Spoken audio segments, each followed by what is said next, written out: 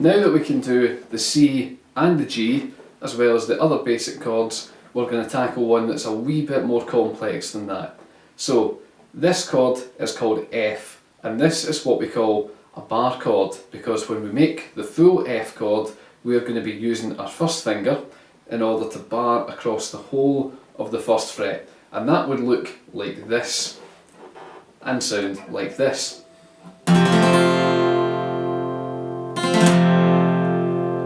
Now don't worry, because we don't have to do the full bar chord, which will take time to get your finger up to speed with. We don't have to do that just yet. What we can do is instead we can break up the chord. So with the full F chord, you can see here, I play all 6 strings.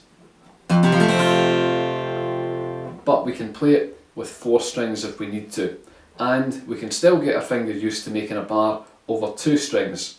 So what I do is I take my first finger, I'm going to place it over the first fret of both the B and the high E. So I want to make sure that I'm pressing down nicely with that so as I'm catching both of the strings, and in order to get yourself ready for that, just press down nice and snugly, don't do it too hard, don't force yourself through it if it hurts, and just play the B and the high E as you press down. And if it sounds a bit like that, you'll know you're on the right track. So you've got your first finger over both the B and the high E on the first fret. Your second finger is going to go onto the 2nd fret of the G, and again you can practice this by stringing all the 3 strings here, the G, the B and the high E. Like that, that's not too bad.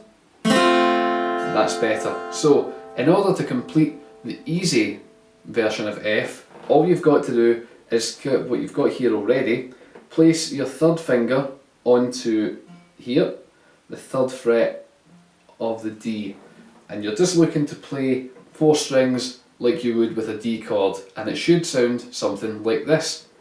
And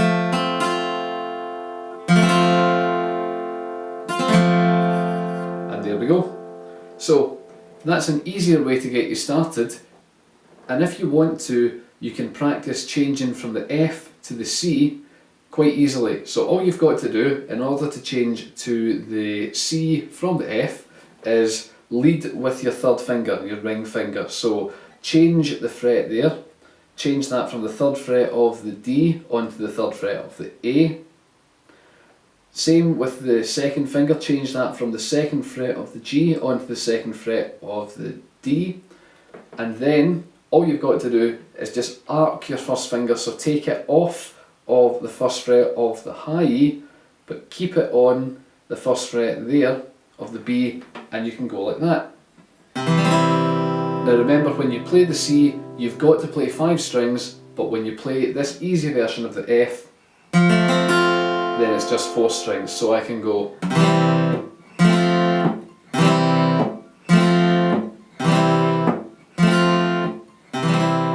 Now do this in your own time, because definitely getting it slow and accurate is better than getting it fast and raw. Once you're more comfortable playing the F with your 4 strings, then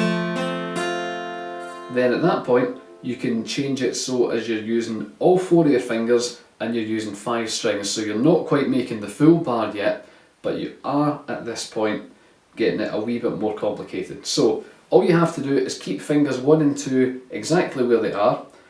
Put your 3rd finger from the 3rd fret here of the D onto the 3rd fret of the A, like this.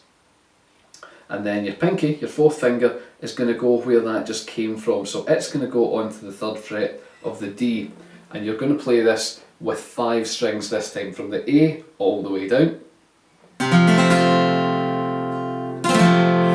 Like that.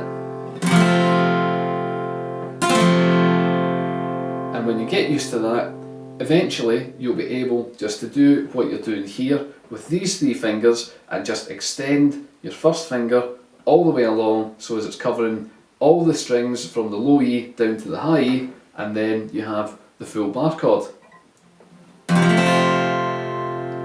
And that's you.